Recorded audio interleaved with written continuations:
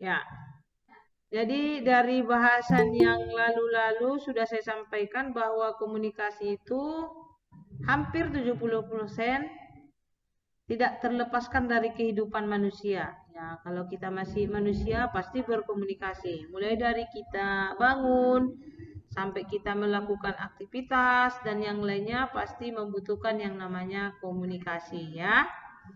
Oleh karenanya komunikasi itu dibagi ke dalam beberapa, nanti sudah disampaikan pada yang sebelumnya. Termasuklah diantaranya adalah komunikasi publik. Nah, apa sesungguhnya komunikasi publik ya? Kalau kita praktekkan dalam kehidupan kita sehari-hari bahwa komunikasi publik itu sesungguhnya tidak bisa dilepaskan juga. Misalnya bagaimana pemerintahan Republik Indonesia menyampaikan terkait kebijakan-kebijakan maupun yang lainnya ini bisa praktekkan. Misalnya kita dalam melakukan konferensi atau seminar internasional itu juga termasuk komunikasi publik. Supaya lebih dalam apa itu komunikasi publik, kita akan lihat yang pertama adalah bahwa yang berhubungan dengan komunikasi publik ini dikenal sangat banyak nama atau istilahnya. Yang pertama disebut dengan urusan publik, ya, ini urusan publik. Yang kedua disebut dengan informasi publik atau public information. Yang ketiga adalah hubungan publik atau public relation. Ya, jadi kalau ada satu kantor itu juga ada VR-nya. VR itu public relation, ada humasnya ya, ada hubungan masyarakat. Itulah yang disebut dengan komunikasi publik. Yang selanjutnya adalah bahwa komunikasi publik ini adalah hubungan antara manusia dengan menggunakan media massa ya. Media massa itu ada juga ya, media itu banyak, ada media elektronik, ada media cetak. Kalau media elektronik bisa audio visual, bisa audio saja. Audio itu itulah radio, misalnya radio RPSFM. Hari ini kita akan mendengarkan lagu-lagu tembang kenangan yang akan dibawakan oleh siapa namanya ya, si Titik Sandora dan semuanya itu ya, misalnya seperti itu. Kemudian kalau audio visual itulah TVRI, bisalah SCTI, bisa kalian melihat menonton di situ ya.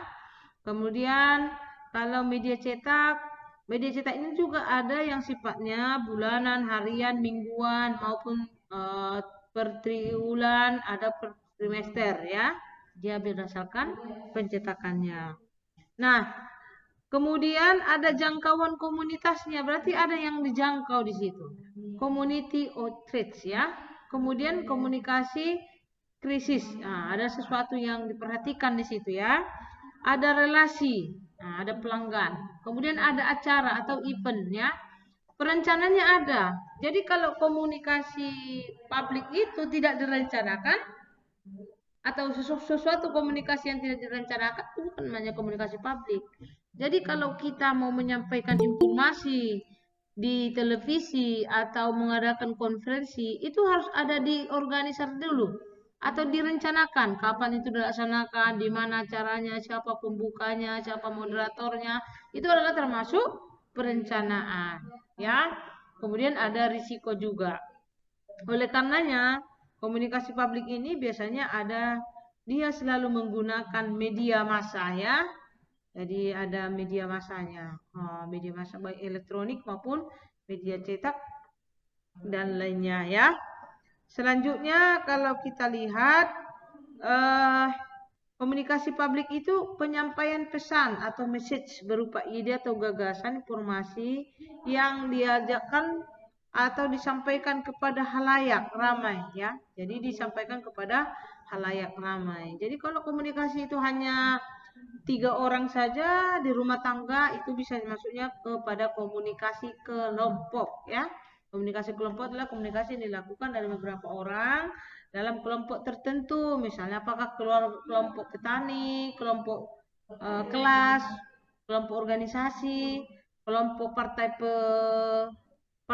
apa namanya itu? Partai apa namanya itu ya? Partai politik. Ada lagi kelompok misalnya para pedagang, itu juga kelompok ya. Itulah dia perbedaan antara komunikasi publik adalah penyampaian pesan itu disampaikan kepada orang banyak dan biasanya menggunakan media ya. Media itu boleh media cetak maupun media elektronik. Itu dia. Selanjutnya adalah media komunikasi publik itu ciri-cirinya itu bisa kita lihat. Di antaranya bisa disampaikan melalui media massa ya. Jadi kalau komunikasi publik itu di antaranya ada disampaikan pada media massa. Media massa, media yang disampaikan secara massa ya. Kemudian ada orasi pada rapat umum. Misalnya pemilihan ketua Himmafai.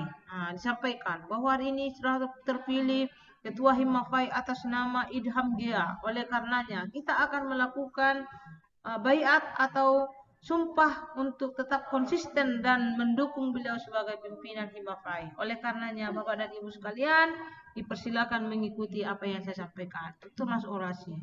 Ada juga orasi yang sifatnya menolak. Ya. Kami atas nama kelas ilmu komunikasi di bawah bimbingan Bu Halimah Tambunan Beautiful, tercantik se-Asia Tenggara, menyampaikan bahwa yang pertama, jangan ada ketawa kalian ya. Yang pertama, kami mendukung yang ini atau menolak pemerintah, itu juga orasi ya. Kemudian ada sifatnya di aksi demokrasi ya, itu ya. Demokrasi kita lihat bahwa dari rakyat oleh rakyat untuk rakyat, gitu ya, diatur oleh undang-undang. Selanjutnya ada blog. Ya, blog itu kalau Anda mengetik di Chrome maupun Google mencari sesuatu, ketiklah itu, muncullah itu. Misalnya wanita tercantik, klik muncul wanita tercantik siapa-siapa aja. Walaupun nanti kadang iklannya ada yang muncul juga yang tak enak. Atau misalnya wanita terganteng se-Asia Tenggara versi blog ini misalnya ya, itu ada blog. Atau bagaimana cara membuat kunyit, menanam kunyit yang bagus. Itu ya, bisa juga. Kemudian ada di dalam situs jejaring sosial. Jadi situs jejaring sosial itu ada Facebook, WA, kemudian ada Instagram, ada Telegram, ada Line, ada Twitter ya, banyak. Kemudian ada juga kolom komentar di website, itu blog ya. Dan email, SMS, surat.